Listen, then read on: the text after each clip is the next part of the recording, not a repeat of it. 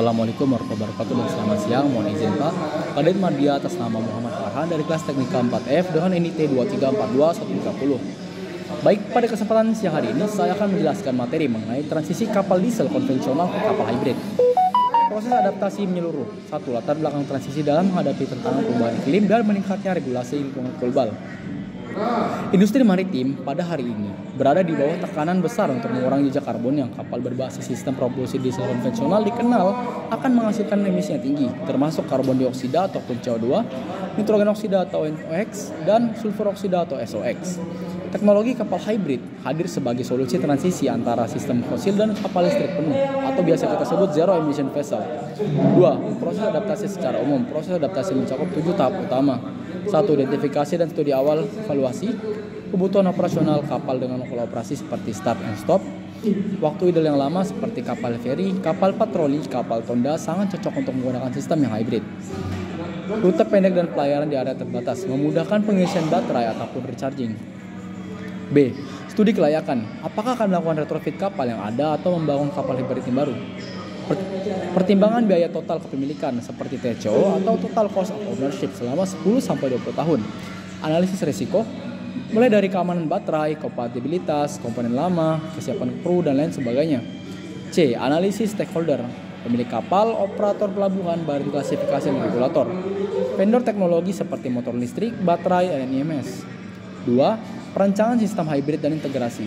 A. Menentukan arsitektur hybrid serial seperti efisien untuk kecepatan yang rendah, cocok untuk operasi kota ataupun pelabuhan.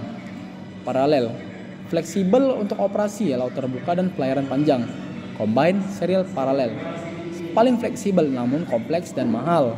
B. Pemilihan komponen. Motor listrik propulsi utama menggunakan baterai tipe lithium ion, NMC, LFP atau sodium ion, tergantung dari kebutuhan energi bobot dan keamanan. Inverter DC, bus, dan switchboard. Energy Management System atau EMS yang terintegrasi dengan bridge system. C. Perencanaan integrasi, memastikan sistem baru bisa beroperasi tanpa mengganggu keselamatan kapal. Mengidentifikasi ruang baterai jauh dari kata panas, getaran, dan risiko kebocoran. Sistem pendingin cairan dan ventilasi wajib untuk baterai yang berkapasitas tinggi. 3. Proses retrofit atau pembangunan baru. A. Retrofit, konversi ke kapal lama. Penghapusan sebagian komponen mesin diesel, instalasi modul baterai dan sistem manajemen daya, rerouting sistem kelistrikan dan kontrol. Tantangannya ialah seperti waktu docking yang panjang, modifikasi struktur kapal, dan integrasi sistem yang lama baru. B. Pembangunan baru atau new build.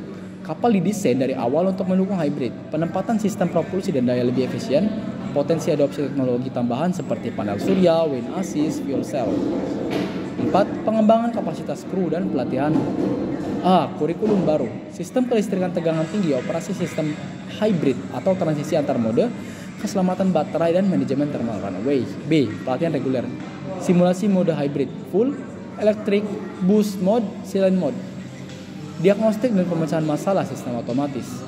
C. Sertifikasi baru, standar pelatihan dan lisensi kelistrikan maritim atau high voltage marine electrical, sertifikat operator sistem hybrid. 5. Commissioning dan pengujian sistem. A. Factory Acceptance Test atau FAT, pengujian modul sistem hybrid oleh vendor pabrik. B. Harbor Acceptance Test or HAT adalah pengujian instalasi sistem di pelabuhan mencakup pengujian sambungan, komunikasi, dan sinkronisasi. C.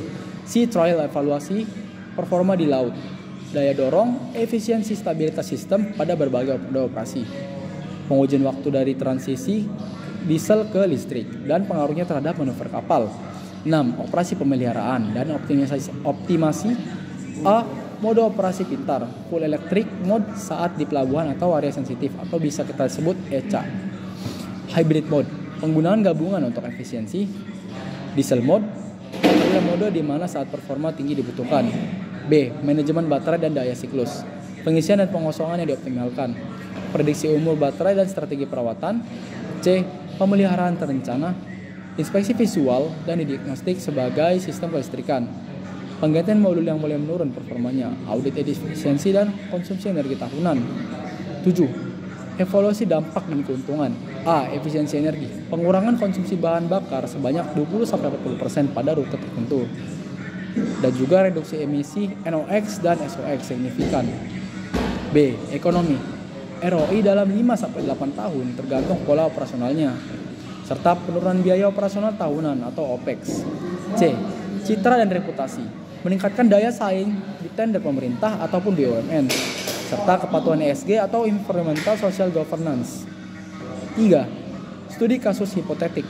Kapal feri penumpang profit kapal panjangnya mencapai 60 meter, operasi lintas pulau sepanjang 40 km, dan 4 kali perjalanan per hari. Sistem awal mesin diesel 2 kali 1000 kW, setelah konversi hybrid motor listrik 2 dikali 500 kW, baterai lithium ion 1,2 MW, solar panel 20 kW di atap. Hasil konsumsi solar turun menjadi 35%, emisi CO2 turun sebanyak 400 ton per tahun.